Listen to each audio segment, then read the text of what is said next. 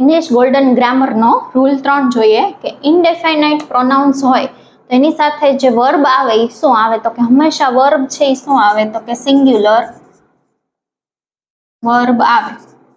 Okay, હવે ઇનડેફિનાઇટ pronounce કોને કોને કહેવાય તો આપણે જોઈએ તો કે everyone, everybody, someone, somebody, everyone, nobody, each, everything, anything, એવા બધા સેન્ટેન્સમાં શબ્દ હોય તો એને શું કહેવાય તો કે ઇનડેફિનાઇટ પ્રોનાઉન્સ કહેવાય.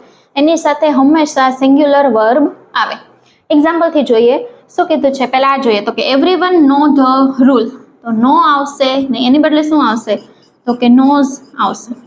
એસ કે ઈએસ આપણે લગાડશું.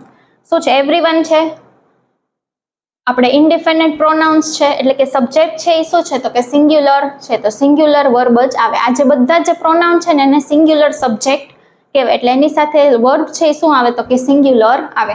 સિંગ્યુલર સબ્જેક્ટ સાથે હંમેશા સિંગ્યુલર વર્બ આવે એટલે કે વર્બમાં આપણે એસ કે ઈએસ આપણે લગાડીએ છીએ. ન ખબર હોય તો એક આપણે સ્કૂલમાં ભણ્યા હોઈએ કે આપણે લખતા કે he goes to school, subject he singular છે તો આપણે એસ કે ઈએસ લગાડતા. ઓકે, અને પ્લુરલ જોઈએ તો કે ધે ગો ટુ સ્કૂલ આપણે એમ લખતા. બરાબર,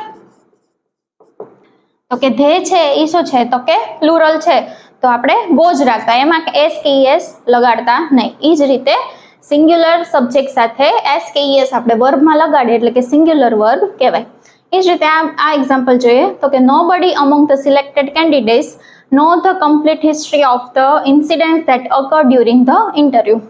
અહીંયા તે શું છે નો છે એની બદલે શું આવશે તો કે નોઝ આવશે કેમ કે નોબડી છે સિંગ્યુલર નાઉન છે એટલે વર્બ પણ શું આવશે તો કે સિંગ્યુલર આવશે.